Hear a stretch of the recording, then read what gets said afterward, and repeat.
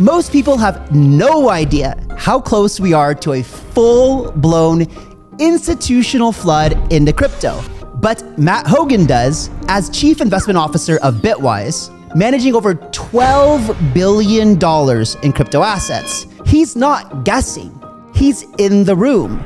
He's pitching sovereign wealth funds, sitting down with the biggest banks in the world. And what Matt reveals in this interview is something that most haven't caught on to yet, like why the US government is preparing to buy more Bitcoin, not maybe or probably, but mandated to buy more Bitcoin. It's probably the best risk-adjusted time to buy it in history because a lot of the risks have been removed, but you still have this enormous upside. Different than what most people are saying, right? And here's something else quite crazy. Matt says this isn't even the end of a bull run or even close to the tail. He believes we are just getting started. I bet we'll be buying Bitcoin this year. And I bet the US is going to buy a lot of Bitcoin. Forget what you thought about the 4-year cycle. It'll be triggered by regulation, fueled by institutions, and loaded with upside nobody's priced in yet. You'll learn why institutions aren't just warming up to Bitcoin, they're getting ready to pour capital into Ethereum, Solana, XRP, and even DeFi and AI infrastructure. This isn't just a bullish cycle. This is the start of something much bigger. But I think we're in the start of a new major bull market of this US-driven crypto golden age. And I think it's like a few months old, not a few years old. This is the beginning of real global adoption, something the world has never seen before, ever. And very few can actually imagine what that actually looks like. But today, ladies and gentlemen, you get a sneak peek into the future. So without further ado, let's welcome Matt Hougan to the stage. He's about to drop some real bombshells. Okay, Matt, welcome to the channel. It's good to have you here. Thanks for having me. I'm excited. So just a couple questions to get to know you, because we see you all over news and things like that, representing all the ETFs. And I got some questions later on about is there a cabal behind the ETFs? But anyway, about yourself, we were chatting a little bit before the show, and it seems like you've actually been into crypto for a while. Can you tell us a little bit about your history of crypto, when you got into it, maybe? Yeah, so full-time into crypto since the earliest part of 2018. So I've been at Bitwise, helping build that company for close to 7 years now. Before that, I spent 15 years in the ETF industry, and I knew I wanted to move into crypto after I finished my ETF journey. I was running a company called ETF.com. We had some of the sort of early analysts at ETF.com that were huge fans of crypto, so we'd been talking about it for years. And once I sold that business, moved over to join Bitwise and have been in this space ever since and plan to be in this space for the next 10, 15 years. And so you correct me if I'm wrong, you're the Chief Investment Officer at Bitwise, right? That's right. Yep, exactly. So ultimately, that $12 billion of AUM rides on your shoulders. Thanks for making me nervous. Yeah, no, that is true. It's a big responsibility. It's quite a responsibility, particularly, I'll be honest, when you meet people who are invested in your funds and you realize that you're protecting their assets for their retirement, for their kids' college, to help them buy a house. But at the end of the day, what we do here at Bitwise, I have a great deal of confidence in. So yeah, it's a real responsibility, but it's one that I really enjoy. Yeah, I think you can't definitely, probably no better risk reward potential out there right now than Bitcoin. I think it's just the easiest no-brainer for sure. But we'll get into the other ones in just a bit too, the other more risky coins. So Bitwise currently has a Bitcoin and Ethereum ETF, right? And those are the only crypto ones currently at the moment, is that right? Those are the only crypto ones in the US. Over in Europe, we have more types of ETFs, but in the US, it's Bitcoin and Ethereum, and those are the big funds for us. Why haven't a lot of the institutions out there, the biggest institutions and pension funds and companies, invested into other altcoins like the top 10? Is it just mostly the ability to access them, or is there some other reason? It's great that you asked. We actually have done a survey of these institutional investors for 7 years, and one of the questions we asked them is, why aren't you investing? It's the best returning asset class of all time. Why don't you have an allocation in your portfolio? And the number one and two things, the number one thing is a lack of regulatory clarity. And the number two thing has historically been a lack of ETFs. And what you've seen with the Bitcoin ETFs is once we got a Bitcoin ETF and once we got pretty good regulatory clarity around Bitcoin, you started to see the institutions come in, right? Today, we have pension funds, we have endowments, we have the Abu Dhabi Sovereign Wealth Fund, we have financial advisors all investing in Bitcoin. And I think that tells you a little bit about these downstream assets. We're still at the phase in the US of getting better regulatory clarity on everything beyond ETH. We've made a lot of progress, but there's still some room to go. And we don't yet have ETFs. But once we have those two things, I think you're going to see the institutions take interest in Solana. I think you're going to see the institutions take interest in DeFi. And I think a number of assets down the spectrum. So when we're talking about, sovereign wealth funds and things like this, I mean, Abu Dhabi was huge. I was speaking with one of the members of the royal family of Saudi at just kind of a private meeting about crypto and funds and stuff, maybe 6 months, a year ago. And I don't believe that their sovereign wealth fund openly holds any Bitcoin, but I was asking them, about, I had watched a documentary and they were talking about, Saudi wants to, learn from Dubai and get away from their oil dependency and, more other ways to allocate their capital. And I asked him, I said, hey man, why aren't you guys just, selling on the oil and buying Bitcoin with it aggressively? And he just looks at me and goes, like, dead. So he was like, how do you know we're not? I'm like, okay, all right, yeah. Enough said. But I love it. When I was like, okay, makes sense. This is probably, probably what a lot of the other countries are doing. It just would make sense that they're just not out there telling everyone publicly because they want to accumulate, And all the retail who's not listening, you guys are selling your Bitcoin to them. Pay attention. But when you talk to pension wealth funds, and I'm sure you talk to a bunch of them and other wealth managers that manage tremendous portfolios. What is your pitch generally to them when you're looking to sell an ETF to them? Well, I love that you told that story about the sovereign wealth side. We've had a few of those conversations as well with some other countries. So I think there are a large number of countries that are looking at it or allocating. When we talk to institutional investors, it's really one of two pitches. One is a pure portfolio management pitch, which is this is an asset that's liquid, that's not correlated to other assets, so it doesn't go up and down at the same time, and that has high historical returns and a long way to run. And historically, if you've added just a few percent into your portfolio and rebalanced it, you've gotten higher returns without more volatility. It's sort of like a magic bean for portfolios.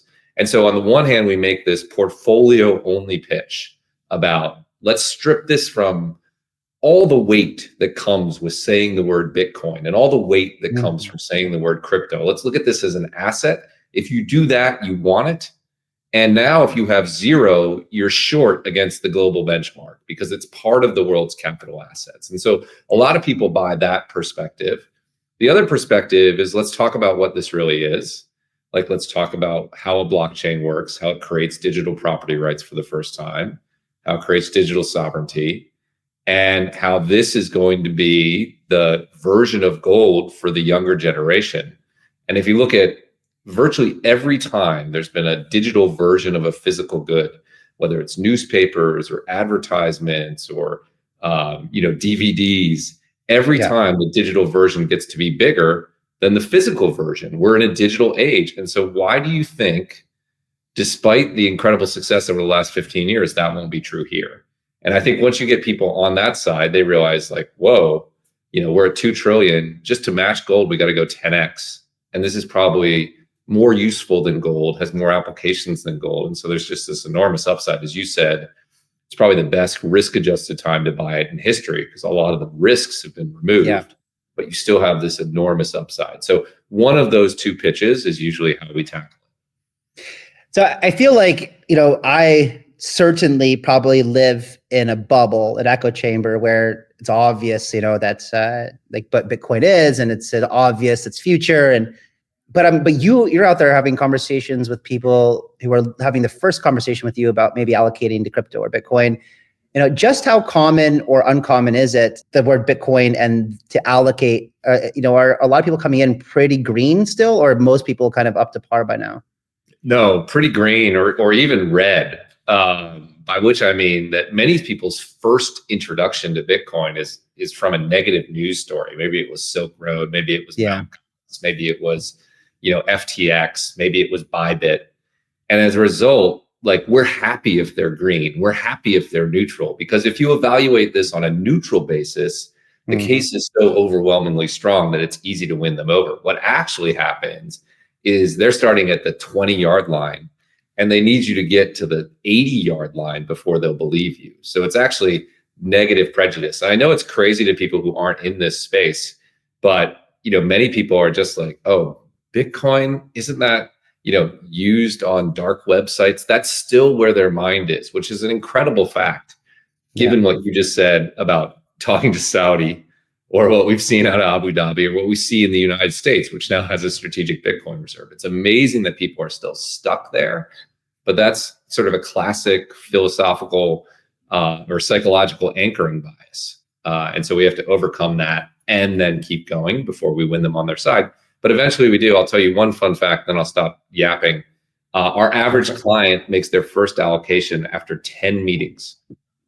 10 meetings. So that's how long it takes to get these institutional. That's crazy. Wow. Yeah, right. And it just goes to show you, I'm guessing is that mostly, older generation who have been, allocated to things like longer term assets, like real estate and those kind of things?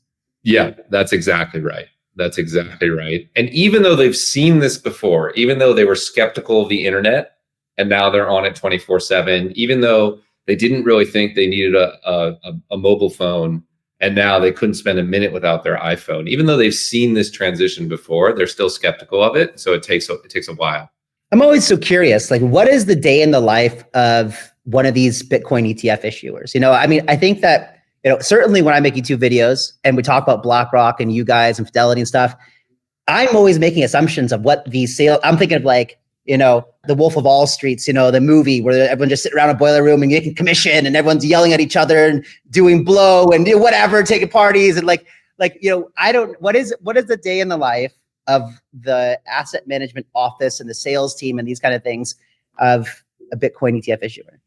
I love that. It's a lot more grindy than what you just described. It's a lot more 10-person lunches at steakhouses in Des Moines. There are probably three parts to that answer. So one is, what is the day in life of actually running the fund, like taking in money and then buying Bitcoin? And actually all of that happens in a relatively short period between like 2 p.m. and 4:30 p.m. Eastern time, because Bitcoin ETFs only buy Bitcoin once a day. And so we get these orders in during the day. We know how much money is coming in or going out. And then between, we know that by 2, between 3 and 4, we have to execute those trades as close as we can to the net asset value. And that involves calling 10 institutional market makers and getting a bid that's 3 pennies up there and calling the other one and say, can you do 2 pennies? And then can you do 1 penny? Can you do half a penny? Trying to get the best possible deal and executing it. But that's a fraction of what we do. Bitwise is a 100-person company. That's a few people for a few hours a day, right? It's very important. We take it seriously, but it's a fraction of what we do. Most of what we do is education and sales. So my day is like, wake up, study the news, figure out what to write, figure out what to talk to clients, go give presentations to, Wells Fargo or UBS, try to convince them what Bitcoin is, answer reporter questions, and oversee the investment side. And then our sales team is literally on the road in every part of the United States, going door to door, doing meetings with financial advisors, like an hour-long meeting. That's one. We have to do that 10 times, right, before we get an allocation. And then we have to continue to do it every quarter. We do something like 15,000 meetings a year. It's not, it's not Wolf of Wall Street, people shouting on the phone. It's patiently answering the same 20 questions. In person, it sounds like mostly. A lot. We have internal and external, about half and half, but a lot of it is in person. Crypto feels alien to a financial advisor who's 55. And if you can't show up in a suit with a jacket on and answer their questions in plain English and prove you're a human, that's what really matters. I'll tell you, most of our clients, we really win during bear markets. We win during periods like this, when we show up and we explain what's going on in the market and we answer their tough questions. And then when it starts to come back, they remember us. But yeah, it's a lot in person. It's really interesting. I'm always wondering about the bear markets and how the recent purchasers of their first time react, because I know that guys like my dad, who worked really hard for his money his whole life, was in construction and, he worked for his money real hard. And I think, maybe some point when I was a kid, he, or in my teens, he put in, I don't know what it was, like 50 grand in the stock market or something. I think it fell 15% or whatever. He took his money out and he swore he would never do it again. Now usually I guess your type of investors maybe are a bit more sophisticated. They're financial advisors. They understand volatility, but I'm always curious how well they're prepared for the volatility once they make their first allocation. Yeah, crypto volatility hits different for sure. Yep. It's funny. When I first joined Bitwise, I thought that we would have the reaction you're describing, which is people would come in, Bitcoin can fall 50% in any given period, right? We've seen that, we've lived that, and they would leave at the bottom. What we've seen at Bitwise, and I can only speak to Bitwise, is we actually get net inflows in the bottom. And the reason for that is counterintuitive, but it goes back to what I said earlier, which is people are very skeptical of Bitcoin. So before they make their first allocation, they have to become really convinced, not just a little bit convinced, not 51-49. They need to become like 90-10 convinced that Bitcoin is a thing. And because of that, once they make that investment, they tend not to panic, because we do a lot of pre-coaching about you have to buy at the bottoms and then you should probably sell if it doubles, right? We do a lot of that work. So our personal experience is very sticky hands, actually. Net inflows during 2018, net inflows during 2022. So we've experienced that. And I think it's because for these professional investors, there's so much reputational risk. There's so much sort of client risk. They have to be really convinced. As a result, this class has very sticky hands. I do think in the future, a few years from now, where it's more commonplace, you'll actually see more money coming in and out, because you'll have people who are like, I don't know. Yeah, let's try it. I'll buy Bitcoin. They won't have to have the same level of conviction. Right now, at least for financial advisors, you have to have strong conviction before you. Why do you think that is? Because it's just new. So people are, but in a few years, it won't be new anymore. And everyone will have kind of heard about it, at least from someone or another, that one of their friends on the golf course had did the Bitcoin thing. That's right. Yeah, that's exactly right. It'll be more normal, right? Right now, it's still out of normal. And so if you do something that's out of normal, you have to be really have studied it and thought about it. And in traditional finance, Bitcoin is outside the normal sphere. So once it comes inside the normal sphere, which it's doing right now, like we're getting there, you're going to see a little bit different behavior.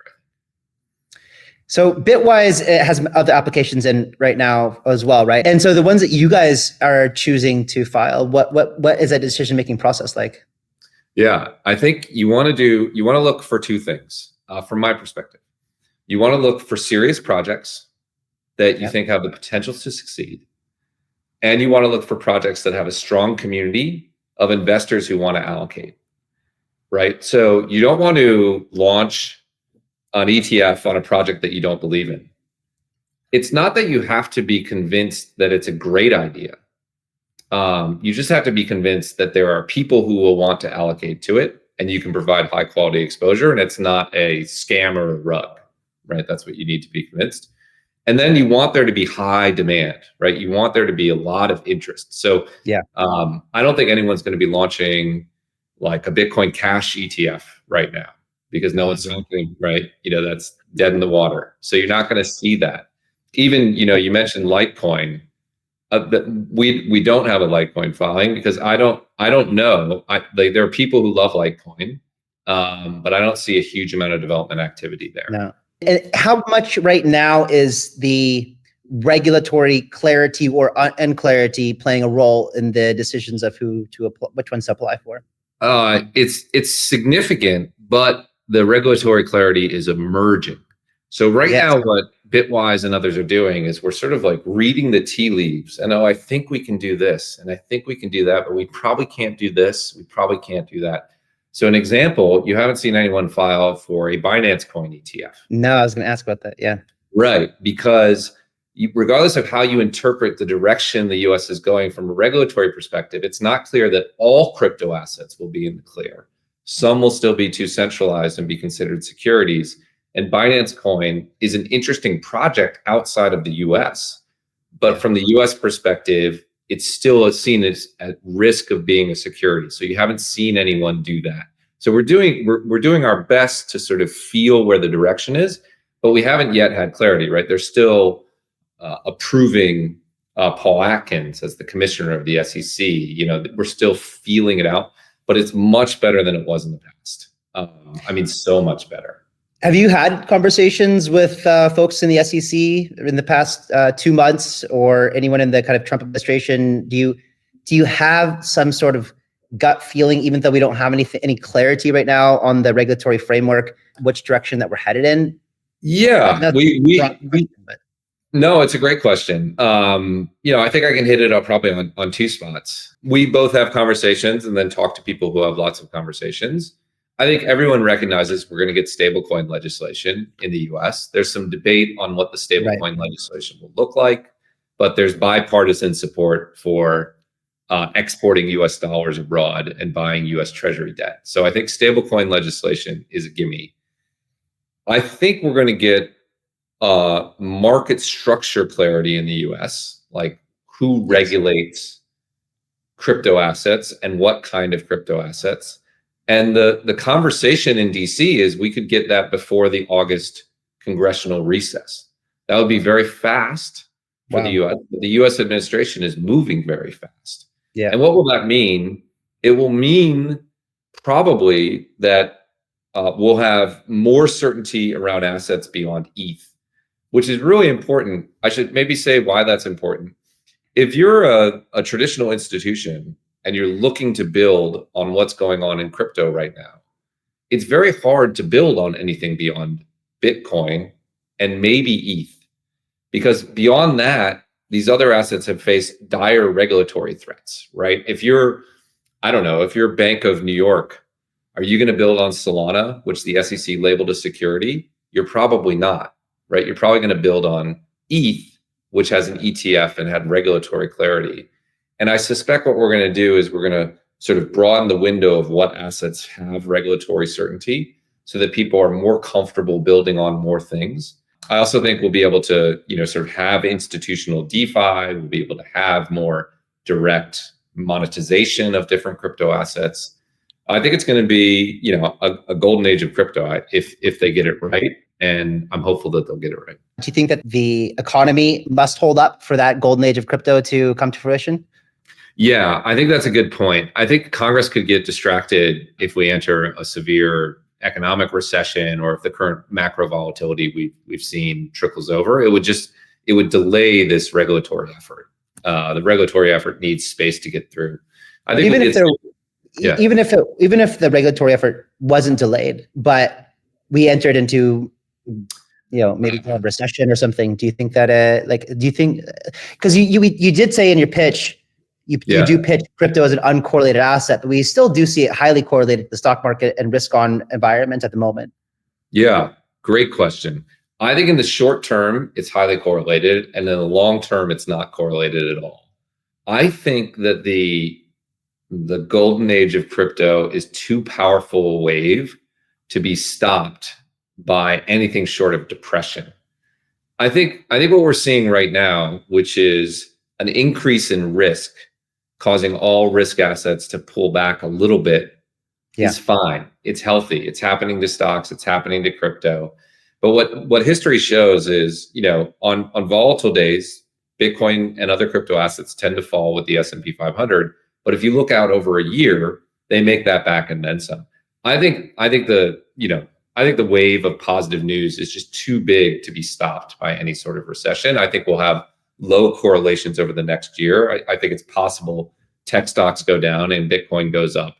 That'd be a crazy decoupling. I feel like, everyone talks about the day that it may happen. I'm looking forward to it actually happening. I think with Bitcoin, it's totally possible, right? I mean, there's such a limited supply, and people who understand supply shock, I think like myself, are just wondering, man, when is this actually, that chain reaction going to happen? Do you have any thoughts on that? Yeah, well, maybe I can give you my mental model for sort of why it hasn't happened or where we are, and then we Yeah, that'd be great. Yeah. So if you go back to the first day that Bitcoin exists, it's 2009. It's trading below a penny or whatever. It's not even really trading, but if there were trading there, a bet on Bitcoin was a purely speculative bet. There was no fundamentals of Bitcoin, right? There was no supply demand mismatch. There was no mining power. It was run on one machine. It's a purely speculative bet. If you go forward to 2050, it's no longer a speculative bet. It's 100% driven by fundamentals of supply and demand and monetary growth. So you have these two poles, 100% speculation and 100% fundamentals. And Bitcoin can't do that in one fell swoop. It has to trace down the curve to be 90% speculation, 10% fundamentals, 50% speculation, 50% fundamentals, 75% fundamentals, 25% speculation. Where I think we are now is this uncomfortable sort of teenage period where it's about half speculative and half fundamental. And the reason that's an important realization is the speculation is driven by these macro factors: risk on, risk off, high vol, low vol, money supply, money supply. And the fundamentals is driven by institutions buying, sovereign wealth funds buying, et cetera. And so we're in this weird moment where the speculative side is pulling us back at the same time that the fundamental side is pulling us forward. But we're on this journey to where fundamentals matter more. And that's the reason I think we're going to get to this decoupling. And from what I can see, we're really on the fundamental side of that curve. I think we're getting pulled back because the macro effect is so strong right now, right? Tariffs on, tariffs off, tariffs on, tariffs off. Oh, it's panic. But war here, not there. Yeah. Fundamental thing is too strong to deny. And I think we're going to see that decoupling this year. That's that'll be very interesting, but I also speculation is one of the things that makes it interesting at the moment, right? When the lower down that curve you get, the less upside, the less risk you have, the less upside you have as well. Right? That's, sure. Yeah. So everyone says, when are you going to sell your Bitcoin? It's like, well, I'll sell it when I can, comfortably use it, and I don't have to worry about the volatility so much, right? Like that's just, That's right. And I've always measured my wealth in Bitcoin, but I completely agree with you. I was involved in 2012, went all in 2013. And I tell people, like, probably by 2014 or 15, I was sure that it would be around forever, at least to that degree of everyone that you talk to first get the impression, no, it's used for like illegal, illicit activities. I thought like, okay, it'll always be around for that. And then probably every year after that, maybe I got 10% more confident in it becoming at least a world reserve of some point. And then for me, I've always thought, it'll probably be used more than just a world reserve, because I do believe in the downfall of fiat currency. And I think that a lot of people who are even on mainstream news and stuff, Howard Lutnick and others, like, I think in the back of their mind, they probably also believe it'll be used as like a main currency one day, at least in parallel to fiat currencies at a very minimum. But I just think that's too aggressive and too shocking for people to say publicly that are public figures, that this is likely to become more than just a reserve asset, but also probably a peer-to-peer currency, maybe like Satoshi planned. Yeah, you might have to use Lightning Network or something, but it might make sense when Bitcoin's stable at $5 or $10 million per coin at that point to start using it as a currency. Yeah, I think that's exactly right. I will say that the sort of window of things you can discuss with institutional investors have widened. When I first joined Bitwise, you could talk about Bitcoin as digital gold, but if you talked about things like countries settling transactions in Bitcoin, people are like, you're crazy. Like, what are you talking about, Matt? You've lost your mind. And now Bitcoin as digital gold is a given. Yes. And we can comfortably talk about countries settling transactions in Bitcoin as opposed to the US dollar or the yuan or the renminbi. We can talk about it. That's safe. But saying we'll use it in everyday transactions, oh, Matt, you're totally crazy. So we've sort of shifted one. There's probably one more shift to come. But I think we're going to get there, right? We've at least widened what we can talk about in polite company, which is a sign of progress. That mental shift is so interesting. It's that learning curve of people getting comfortable with the asset class and the technology.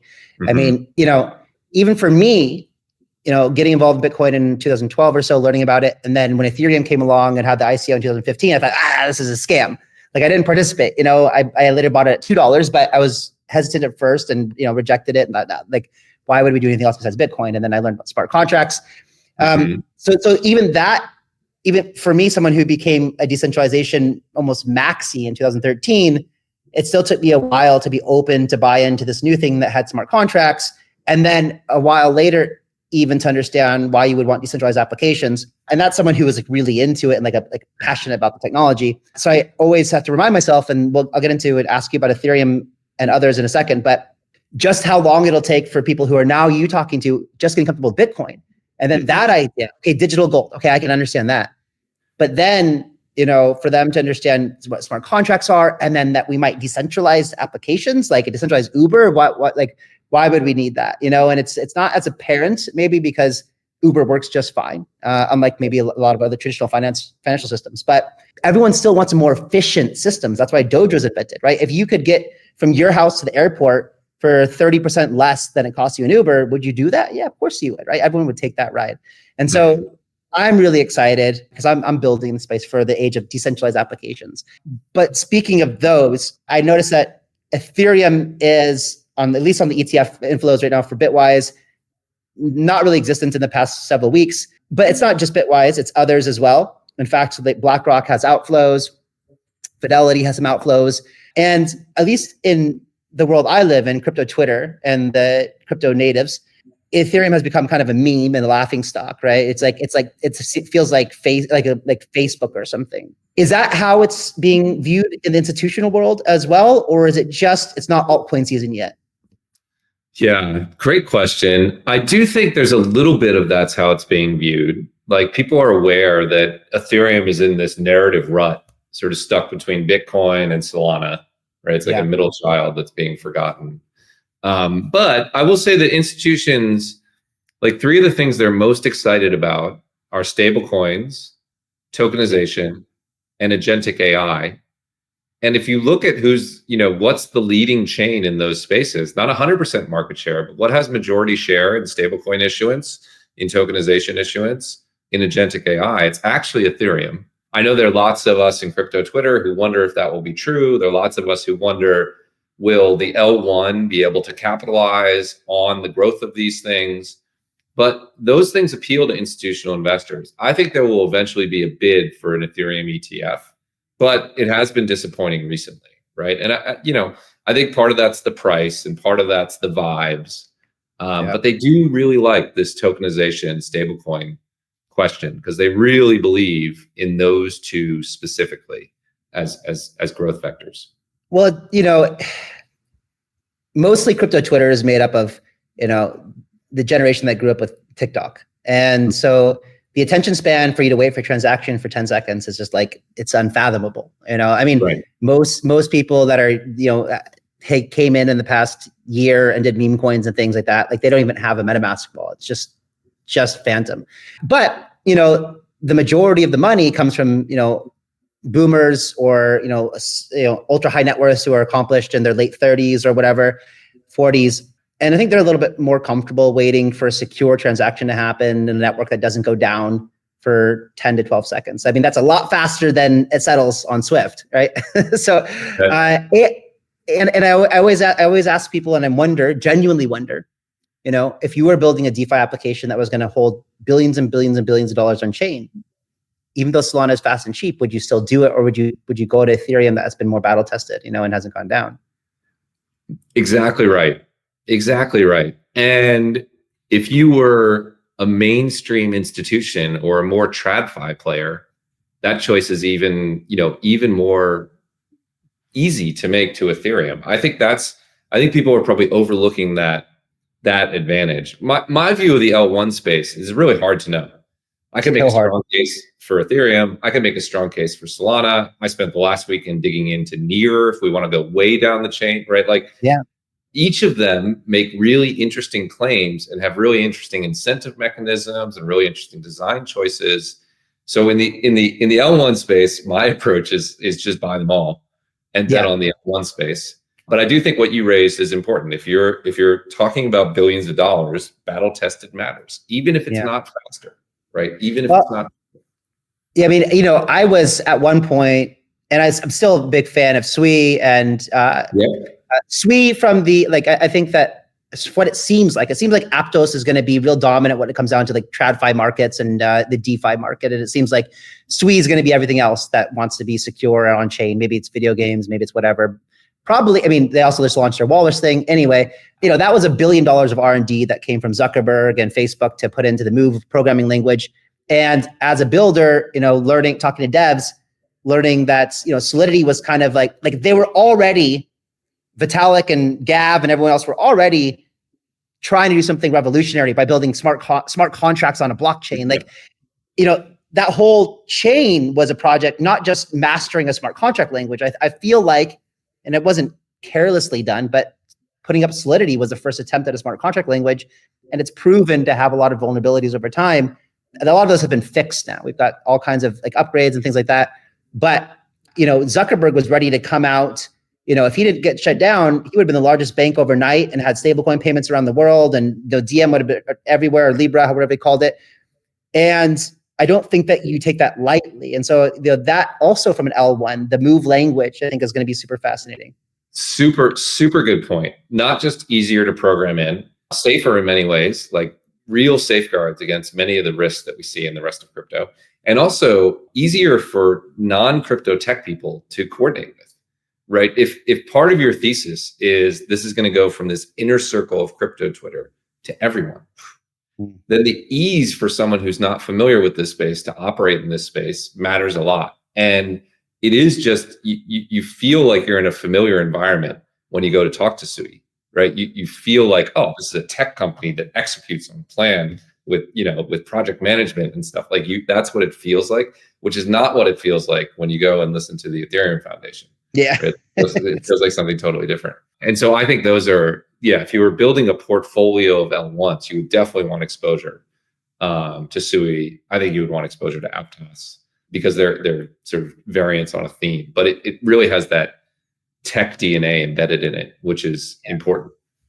And Ilya from Near he's such a genius too. He was part of Google DeepMind, I think, back in the day or something. And he's just got a chain that's he's doing a lot of interesting things. I'm talking to him, but it's the space is all about like most tech companies. It comes down to, can you build cool tech people want to use, and are you also presenting it in a way that's really interesting? And he himself has said maybe we're not the best at marketing, but tech wise, that is true. I mean, he's on the original Transformers paper that created the AI boom. This is an incredible fact. Like, that's crazy, right? That may be the most important scientific paper of the last 20 years. Or maybe since the Bitcoin paper, right? And he's on it. It's like an incredible fact. And they incentivize developers, which should lead to greater composability. That's the fun thing. They all have these really, or at least maybe 10 of them have these really good stories that you can believe. And you know what? Everyone makes fun of like the other chain. Oh, I don't know if they're big, but people are super tribal anyway. But we could look at Polkadot as an example and say this thing is like they really effed up. They really just blew it. Gav is too focused on building versus business development. We tried building the ecosystem. We got no support. I was pretty bitter on them too. But we still haven't had a dApp that's been adopted on a massive level yet, right? The best thing is probably launching. It will be launched by the time people see this, the Gunzilla chain, and that runs back in the background of the off the grid game. Everything's running on chain. That's pretty revolutionary to have all your assets and everything be on chain, all the moves, all the skins, all the bullets, everything on chain happening in the background, and people can now. It's a different use of blockchain, right? It's not really decentralized. I mean, the chain itself will be and permissionless, but it's going to allow mass adoption on a level and give people the option to opt in and opt out. But I guess the point was like Polkadot's the same price it was now, like it was 2 years ago or whatever, right? It's like, it hasn't moved. And people, and no one wants to touch it. But like, if they were actually, I know they're trying to bid on like the TikTok deal and stuff like that. Like, imagine that they got TikTok and they built it on Polkadot. All of a sudden, they would be the most used blockchain in the world, and everyone stopped laughing at them and buy it to the roof, It's such a good point. And people assume things are over and done so much. And just the history of technology says no. Like, cell phones were won by Nokia, and then, oops, actually it's BlackBerry. And then, actually the real breakthrough was Apple. And it's still so early in this space. I love what you said. There hasn't been this transcendent app, not even one. And there might be 50, and they might be in different industries, and they might be on different like all of that is still possible. So anyone who writes off any chain that functions and has high quality tech and some development activity and some funding right now, it's too early. It's too early to write it. It's also too early to say, oh, it's all going to be Solana, or it's no, you can't know that. It's impossible. For sure not. For sure not. I mean, yeah, it really bothers me. There was it was just the conference that was in New York recently, Digital Asset Summit, right? And I covered Melton Demore's presentation in one of the videos, and it bothered me that she had said that we've been around for so long and we haven't built shit. Because it just like the internet, you need to build, you need to improve upon and make it. It is infrastructure. Like blockchain is supposed to work as infrastructure and be essentially almost invisible to the end user. Like all the infrastructure we use in our life, bridges, foundations of houses, everything like that. Like TCP, internet. Like we don't have to engage and interact with it. We don't have to know how it works. It just works and it's there, supports us, and we can build things on top of it, like houses and apps and websites, and drive over the bridge, no problem.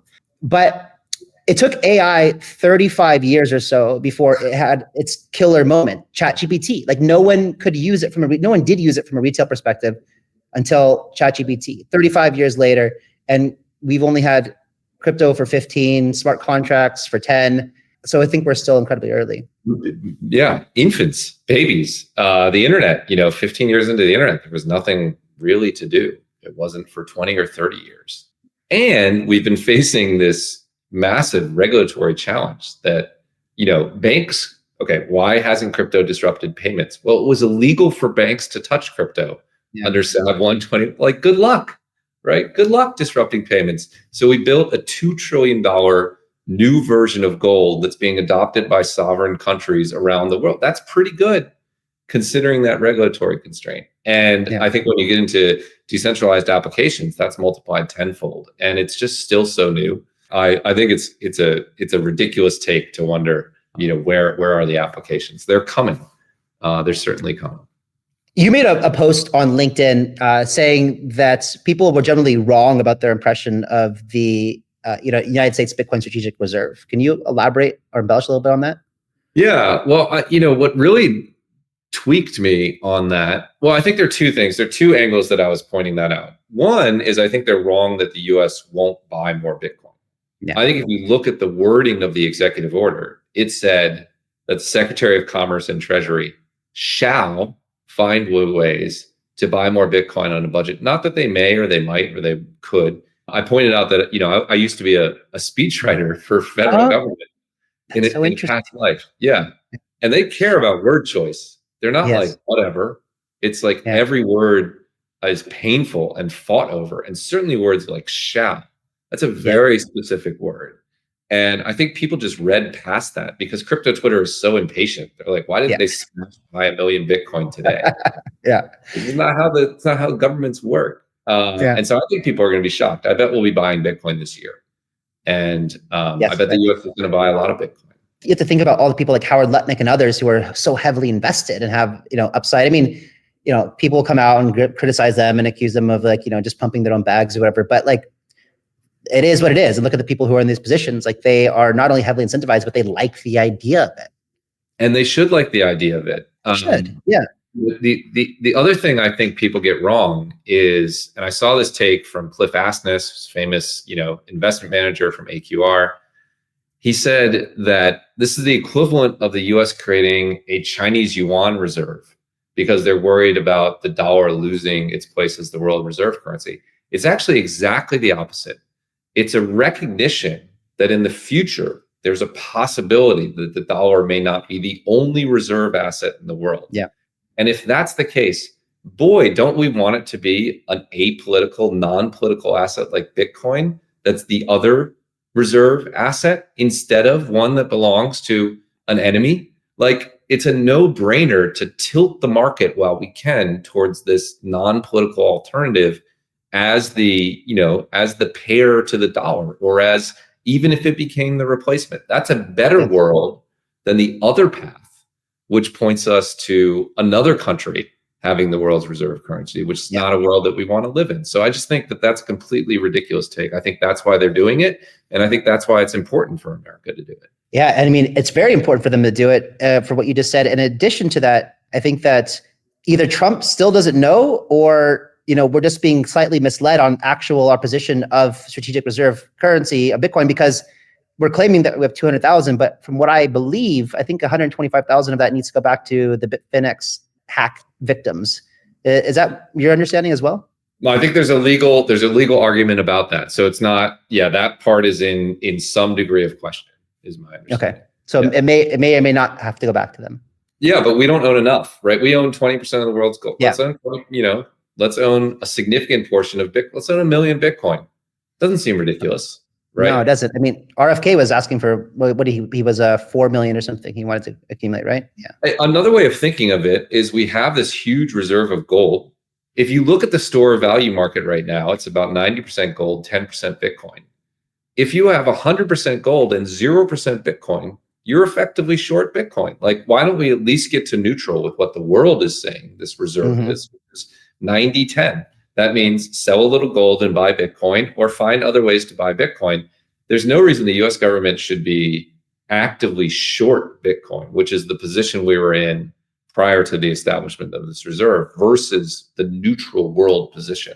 Just seems crazy to me. So Secretary of Treasury Scott Bessent recently said that we are going to keep US the dominant world reserve currency, and we're going to use stable coins to do that. Why should people care about that?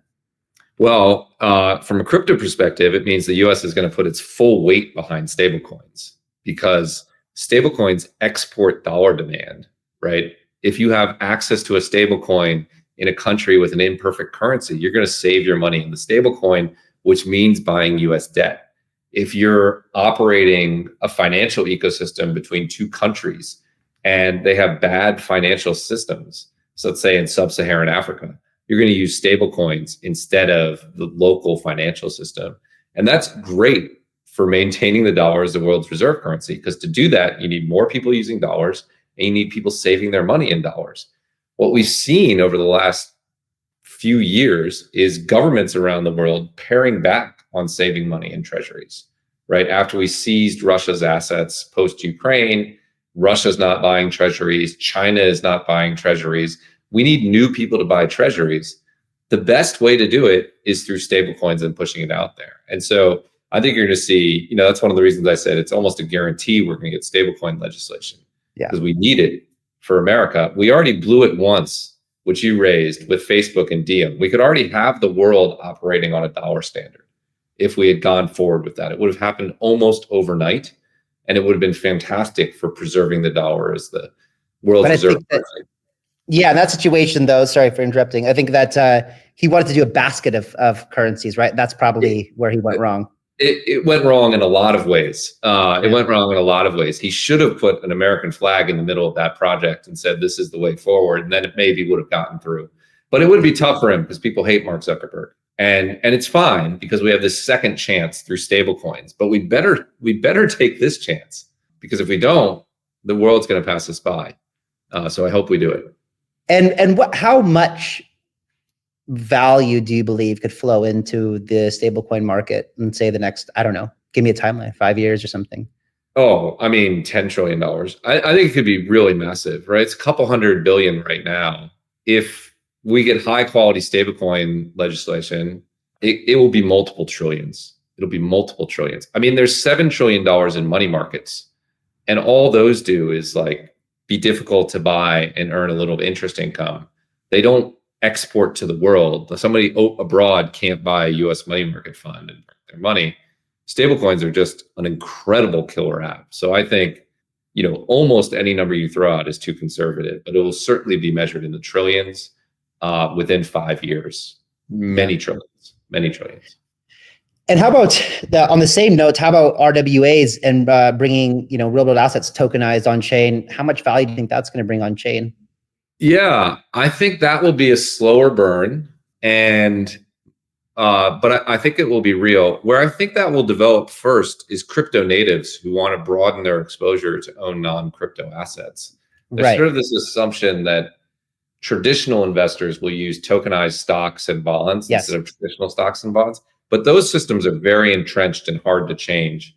I think what you see is more crypto native or crypto adjacent people using tokenized products, because they're more efficient and they're easier and they're more familiar. I think that will build, but it'll take longer. Those changes, in 10 years, I'm very optimistic. In 3 years, it'll still be relatively small, just because it's a hard road. Well, we haven't got any official word that I'm aware of out of Larry Fink or Citadel, but we do know that they're building the Texas Stock Exchange. And then if we read between the lines, Larry's, his strong suggestion to find clarity for tokenizing things like equities and things like that, to me anyway, suggests that if I'm going to make a bet on what the Texas Stock Exchange looks like, it's going to be a 24/7 operating exchange that all runs on crypto rails, where all bonds and commodity and stocks and everything like that are all tokenized. What do you think about that? No, I think that's exactly right. I mean, it's worth noting for people who don't who aren't familiar with securities settlement in the US that it's just so incredibly slow. I mean, we just went from settling stocks in 2 days to settling them in 1 day. Think about that. It's crazy. It takes a full day to settle a stock transaction. There's a fun Bloomberg headline that said stocks now settle the fastest they have in 100 years, because they used to settle in 1 day, and then we went to 3 and then 2 and then 1. But think about any other industry. Like, imagine if delivering packages finally caught up to how fast we were 100 years. It's like ridiculous. So I think you're right about the direction of travel, and I think we will get there. And I think it'll be 24/7, and that will be a big change. But I still think it'll take multiple years before the vast majority of wealth is moving over those sorts of rails. So you think probably the biggest sector to add value to the total crypto market cap is going to be stablecoins. I think stablecoins will be the first one where the market cap explodes. I do. I'm very optimistic in the relatively near term about DeFi as well. I think DeFi apps could have a second golden age, sort of second DeFi summer at some point in the relatively near future. But I think stablecoins will be a big uptick very soon. And for those who are interested in making money in crypto and watching this channel and speculating in the markets, why is that bullish for altcoins and Bitcoin to have an increase in stablecoin market cap? Yeah, 2 reasons. I mean, one, from a direct perspective, they have to be issued on layer ones. So stablecoin activity, represents 6 or 7% of ETH revenue right now, and that should, if you think it's going to 10x or 100x, that's actually a lot of direct revenue. And the second reason is it brings people more into the crypto ecosystem. If you need a wallet to use a stablecoin, you're 1 click away from using Uniswap. Yep. If you don't need a wallet because you don't use a stablecoin, you're a huge onboard away from using Uniswap. And so it's like this, Trojan Horse or whatever. It gets people involved in the ecosystem so that everything is adjacent to them and immediate. And that's a huge deal. So we'll see sort of all tides ride as we welcome. Imagine 2 billion people using stablecoins, and then tell me what the valuation of ETH and Solana. Right, that's sort of the world we're going to, and I think it's a really big deal. How do you see global liquidity shaping up over the next, let's say, 12 months? From a macro perspective, my view, which I could be proven wrong, I sort of hold this at a 70-30 level of confidence. But my view is that governments always blink. So governments will talk tough about austerity, and they'll talk tough about shrinking deficits, but they always blink. Mm-hmm. People cut rates, people print money, people inject money in other ways. And so I think we'll be wobbly for a little while, although you're already seeing monetary levels go up to new all-time highs. But I think eventually it's going to hockey stick at the end. I just don't think even tough talking governments, I don't think can withstand the political pressure to not blink. We've just learned that we can always press this easy button and win votes. I just don't think we'll be able to resist. So eventually, 12 months from now, I think it'll be way up. I think we'll be back in easy.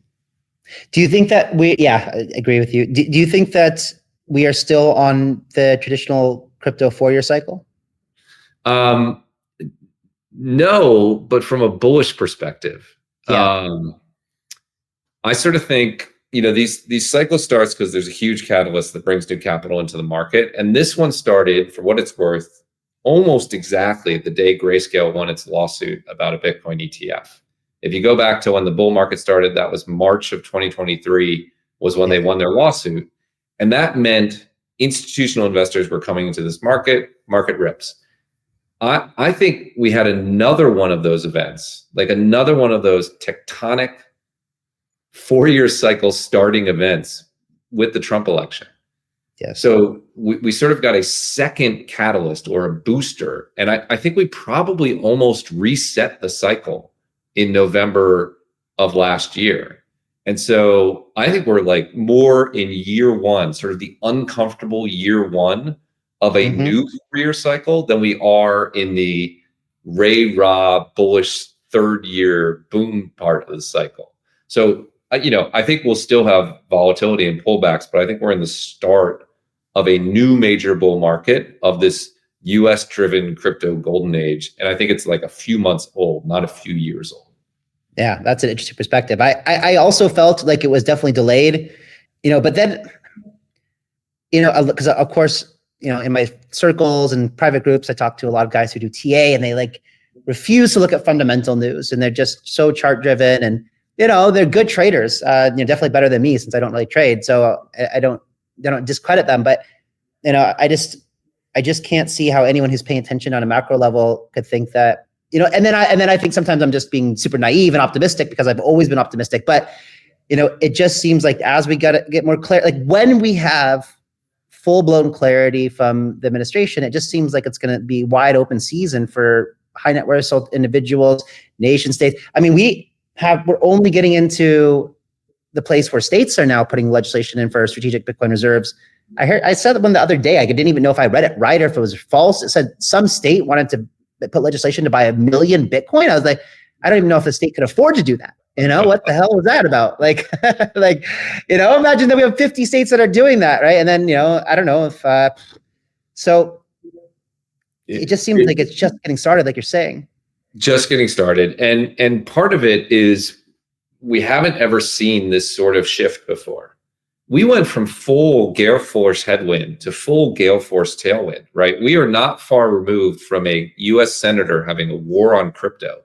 And now we have a strategic Bitcoin reserve and a strategic crypto asset stockpile.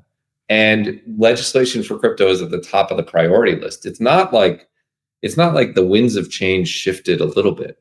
It's like we were climbing up a roller coaster hill and now we're going down the hill.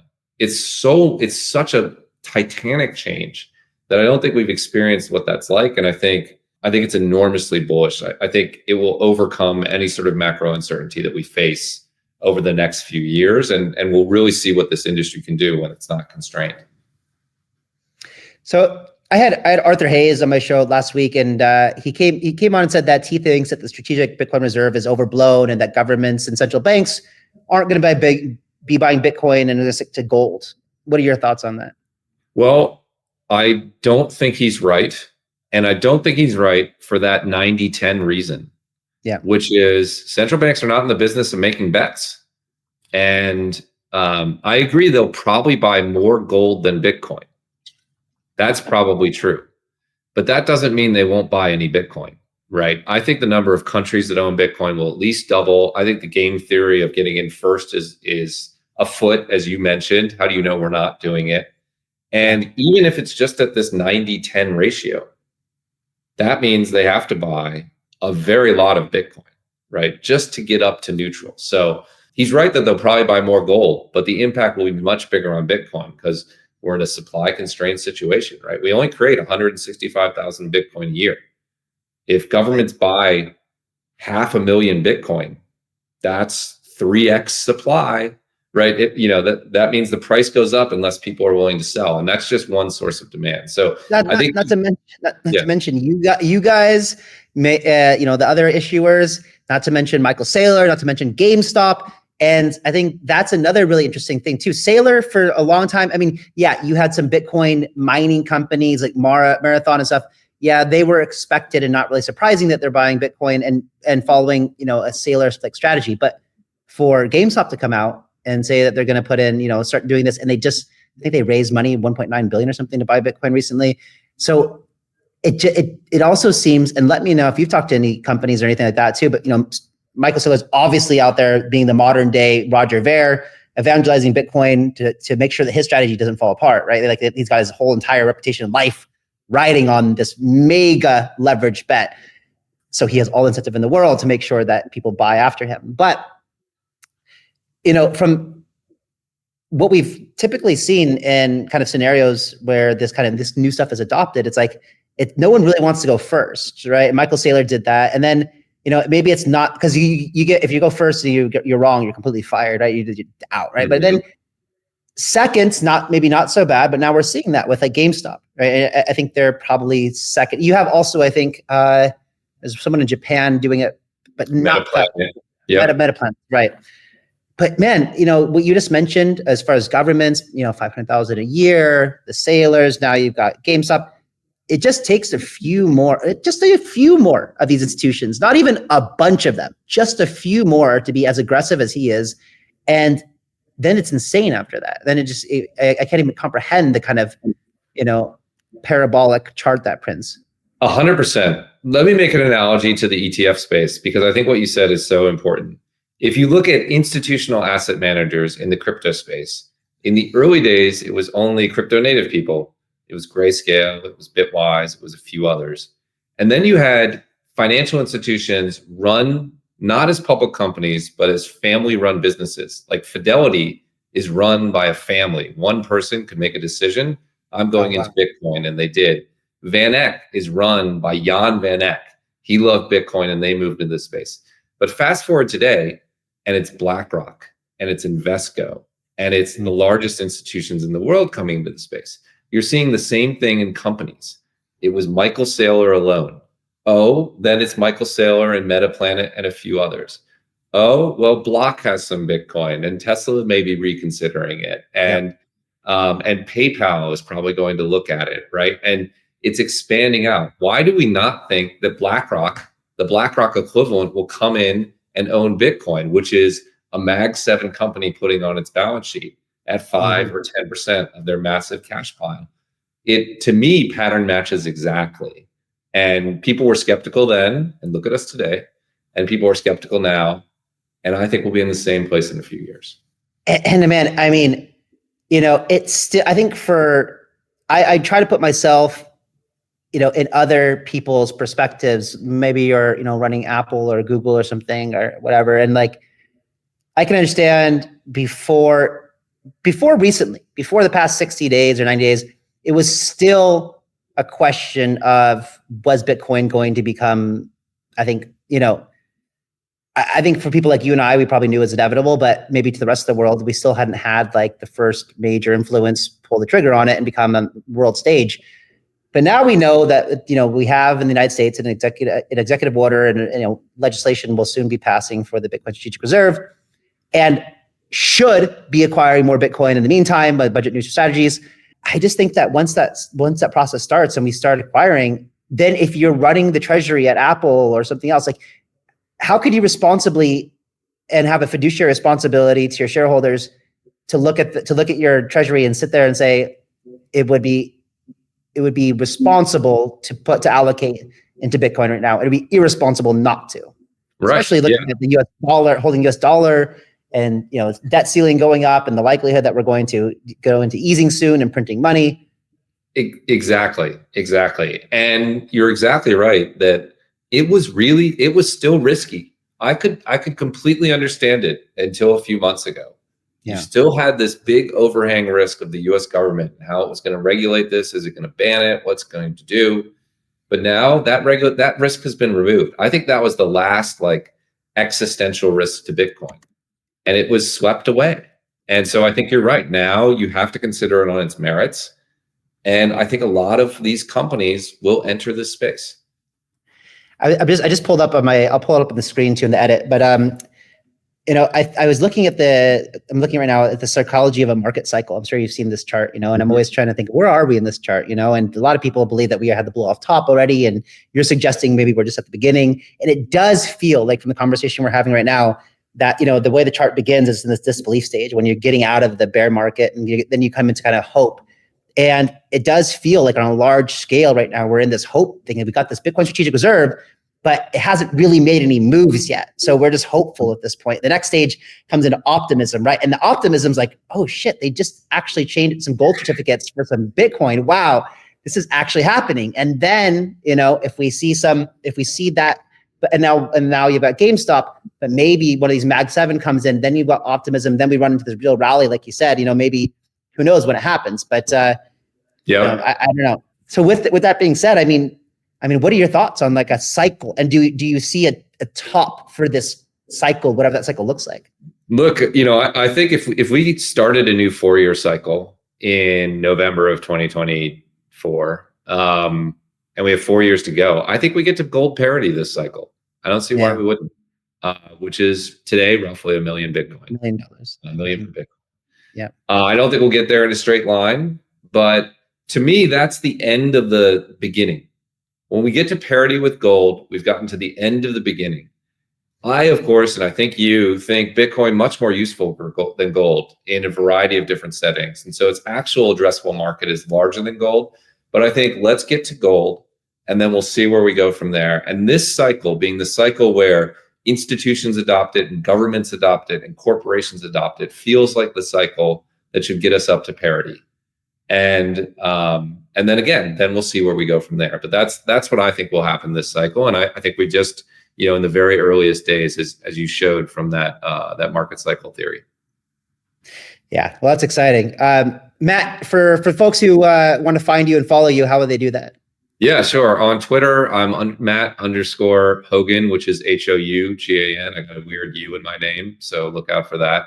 And then you can come get my memo. I write a memo every week. Just go to bitwiseinvestments.com and click on the CIO memo, and we'll send you that 5-minute read every week about what I'm thinking about in the market.